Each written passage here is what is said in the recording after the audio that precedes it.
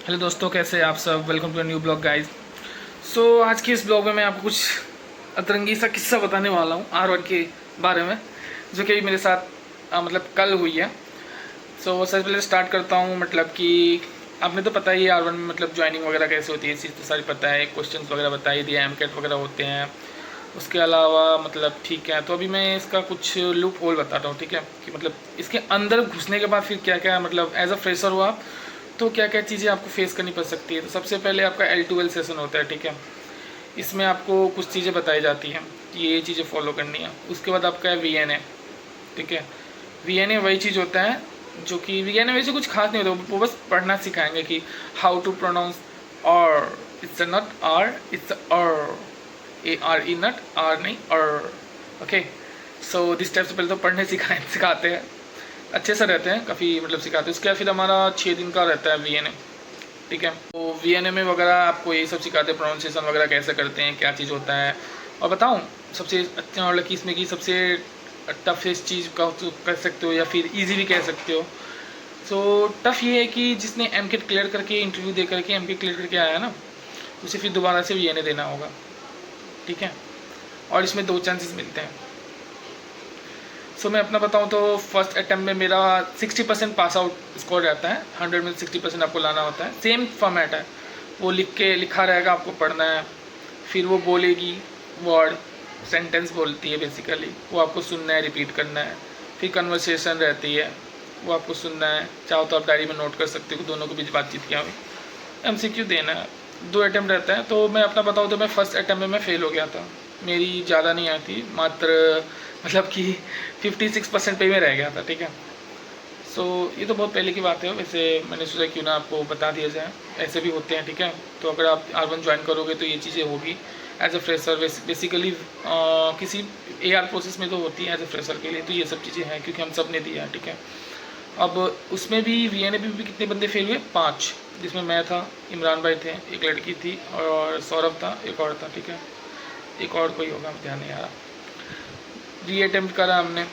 री अटैम्प्ट में मतलब सेकेंड दिन जब मैंने सेकेंड अटैम्प्ट दिया मैंने पहले, तो मेरे साथ एक बड़ी अजीब सी चीज़ होगी कि यार जहाँ जिस सिस्टम पे मैं बैठा था वो सिस्टम ही मतलब ख़राब हो गया। मुझे तो कुछ समझ में नहीं आया पहले दिन तो, कि मतलब चल क्या रहा है अचानक से। फिर मैंने मैसेज किया फटाक से सर को, आपको मतलब कभी भी ऐसा हो सिस्टम, आप किसी भी टेस्ट दे रहे हो सिस्टम नहीं चल रहा है, तो 2 चीज़ हमेशा करना। अगर फ़ोन है आपके हाथ में तो सबसे पहले फ़ोन से स्क्रीनशॉट वगैरह ले लेना। वो भले ही बोले कि नहीं आप स्क्रीनशॉट अलाउ नहीं है या फिर आप फोटो नहीं ले सकते, वीडियो नहीं बना सकते, बट एट दैट केस कि वो इमरजेंसी आपको समझ में नहीं आ रहा है कि सिस्टम पे क्या क्या करना है क्या नहीं करना है, हैंग कर रहा है सिस्टम ऑटोमेटिक। मेरा क्या था कि हैंग कर गया था सिस्टम, ठीक है।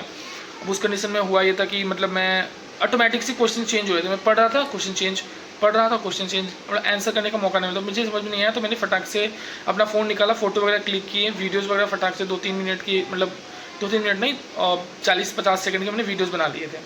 उसके बाद क्या किया कि सर को मैंने मैसेज कर दिया कि sir there is a system issue, please come in, I am facing some issue in the system.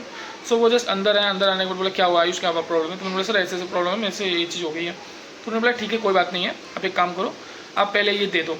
मतलब जो इसके बाद क्या है कि कुछ देर के बाद ना 8 से 12 या 8-10 क्वेश्चन के बाद क्या सिस्टम ठीक हो गया था, लेकिन मेरा 10 क्वेश्चन तो बर्बाद हो गया ना। 28 क्वेश्चन थे जिसमें से 8 या 10 मेरे चले गए, तो वैसे ही मार्क्स मेरा डाउन हो गया। तो सर ने बोला कोई बात नहीं आप री अटैम्प्ट देना, ठीक है। तो री अटैम्प्ट मैंने दिया। री अटैम्प्ट में सब पास होते चले गए, ठीक है। मेरा क्या है कि सिस्टम इशू की वजह से मुझे बहुत टेंशन हो गई थी कि यार पता नहीं पास हो पाऊँ ना हो पाऊँ, क्या होगा क्या नहीं होगा, ऐसा था। क्योंकि इसमें है कि आपको मतलब पास होना ही है। अगर आप VNA पास नहीं करोगे फिर आप LOB के लिए नहीं आगे जाओगे। LOB होता है लाइन ऑफ बिजनेस होता है, जिसमें कि आपको बताया जाता है BHT होती हैं, बेसिक हेल्थ केयर टर्मिनोलॉजी, ठीक है। उसके बाद से RCM साइकिल्स आपको बताए जाएंगे। ये LOB में होता है, लेकिन उससे पहले LOB में जाने के लिए आपको सबसे पहले क्या पास करना होगा, VNA। मैंने फिर थर्ड अटैम्प्ट दिया, उसमें मेरा 61% के साथ में पास हो गया। उसके बाद फिर मैं आगे मतलब चल गया, मतलब आगे की तरफ हो गया। चलो अब LOB करना। अब कल क्या हुआ वो मैं बताता हूँ। हमारी LOB की ट्रेनिंग हुई 12 दिन की, 12 दिन की ट्रेनिंग हो गई। ट्रेनिंग में हमें डिनाइल्स पढ़ाया गया, किस डिनाइल्स पर क्या क्या कैसे कैसे वर्क करते हैं। सारे कंसर्न्स जो थे वो बाउंस कर रहे थे मेरे, जेनुअल बात है। मैंने सर को भी बात बोल दी थी कि मेरे को ये चीज़ समझ में नहीं आ रही है, आप कुछ ऐसा फॉर्मेट यूज़ करो जिससे कि मुझे ये चीज़ समझ में आए, ठीक है। अब जैसे कि मेरे पास अभी कुछ स्क्रीनशॉट वगैरह आए हैं, मेरे दोस्तों ने भेजे हैं, तो उसमें डिनाइल्स बड़े अच्छे से समझाए गए हैं। स्टेप बाय स्टेप समझाया गया है कि अगर ये चीज़ हो गया तो फिर ये कैसे करेंगे, वो चीज़ है तो फिर ये कैसे करेंगे।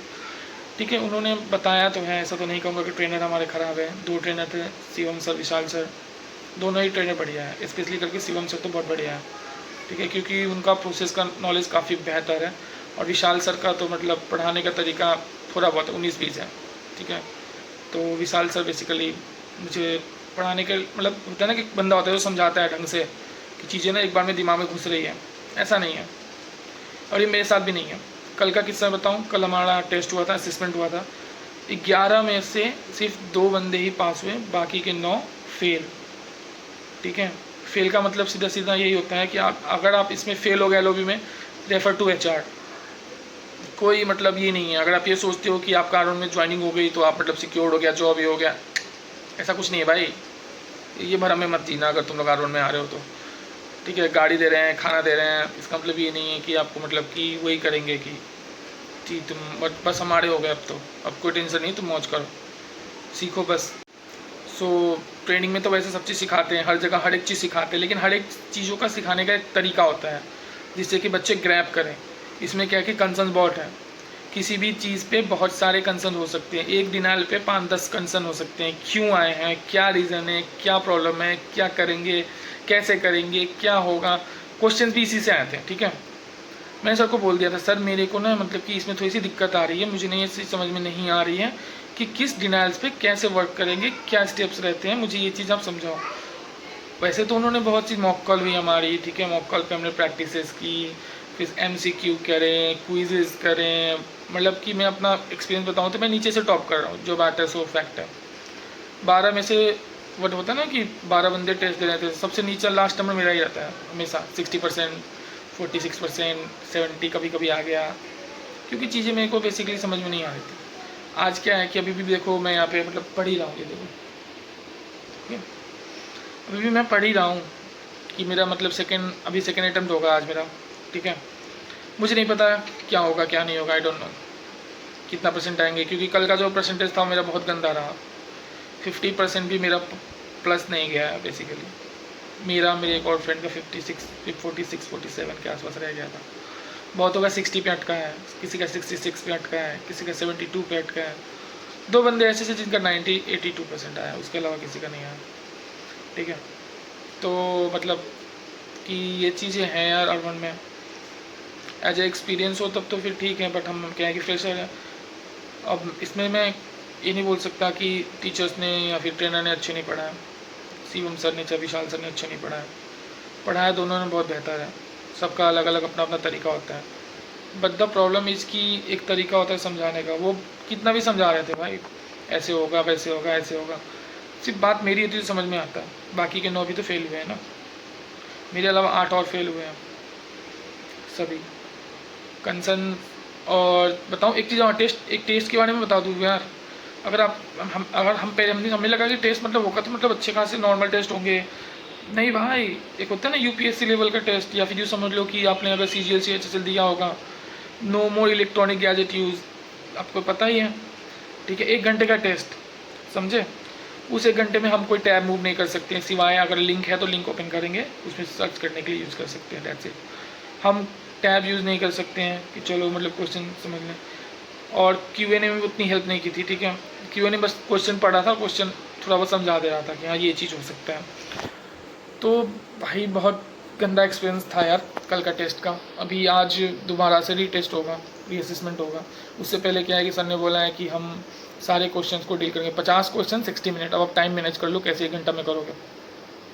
और हाँ, 4 लाइन का सेंट था क्वेश्चन, ऐसा नहीं कि ये है कि what is the DX code, what is the DX code 59 69, पता नहीं, ये नहीं था, ऐसा नहीं है, अलग है। लंबा क्वेश्चन है, डेट ऑफ सर्विस ये है, डेट ऑफ सर्विस ये, टाइमली फाइलिंग, टाइम निकल गया है, करेक्टेड क्लेम है, करेक्ट क्लेम सबमिट किया था फिर भी डिले हो रहा है, क्यों डिले हो रहा है, क्या रीज़न है डिले होने का, क्यों डिनाइल आ रहे हैं, क्यों कैंसिल कर रहा है इंश्योरेंस वाला, इस टाइप के क्वेश्चन आते हैं। तो भाई अगर आप आराम में घुस रहे हो तो भाई प्रिपेयर रहना। या तो ट्रेनिंग में ट्रेनर अगर आपको सही मिल गया, भाई जनरल बता रहा हूँ, मेरा ट्रेनर बढ़िया नहीं था, तो जो बात है सो ओपनली मैंने उसको मुँह पे भी बोला हुआ है कि आप में कमी है भाई, जो कमी है सो कमी है। ठीक है, वो तो सीधा बोलता है मुझे कोई फ़र्क नहीं पड़ता, ये बैच चला जाएगा कोई दिक्कत नहीं है, अगला बैच आएगा अगला बैच से कर लूँगा फिर। ये तो सीधा ट्रेनर भाई ये बोलते हैं, कोई बात नहीं है। ये वीडियो तो मैं पोस्ट करूँगा ही, कोई दिक्कत नहीं। कहीं बनाई इसलिए हो कि आप लोग को पता चले कि भाई R1 में ऐसे भी होता है। HR आपसे ये नहीं पूछते हैं कि मतलब आपसे नॉर्मल इंटरव्यू लेंगे। आप लोग सोचते हैं इंटरव्यू R1 का इंटरव्यू नॉर्मल है जैसे और जगह होते हैं, ठीक है। मेन इंटरव्यू कब होता है? जब आप अंदर घुसते हो ना, जब आप ये देते हो, फिर जाके आपका ओरिजिनल होता है। चलो तो फिर आपके मैं अभी सेकेंड अटैम्प्ट देने के बाद मैं फिर आपसे बताऊंगा कि मेरा सेकेंड अटैम्प्ट कैसा रहा, पास हुआ कि फेल हुआ। रेफर टू HR भी, क्योंकि रेफर टू HR तो भाई कन्फर्म है, तो सीधा बोलता है भाई रेफर टू HR होगा, कोई दूसरा रास्ता नहीं है, ठीक है। तो वैसे तो मैंने तो जॉब अपने लिए तो देख रहा हूँ कि मतलब पढ़ रहा हूँ, तो मेरा उम्मीद है कि बेसिकली हो जाए। अब आगे का तो वैसे भी किसी को पता नहीं होता भाई, भविष्य का तो कोई नहीं जानता क्या होगा क्या नहीं होगा। तो आप लोग अगर R1 ज्वाइन करो तो सबके लिए प्रिपेयर रहना, ट्रेनिंग में ध्यान रखना। और हाँ, एपिक हो तो एपिक में मत घुसना, नॉन एपिक में घुसना, ठीक है। बाकी अगर वीडियो अच्छी लगी तो लाइक और सब्सक्राइब तो भाई करना, ठीक है। शेयर करना अपने दोस्तों को। चलो बाय।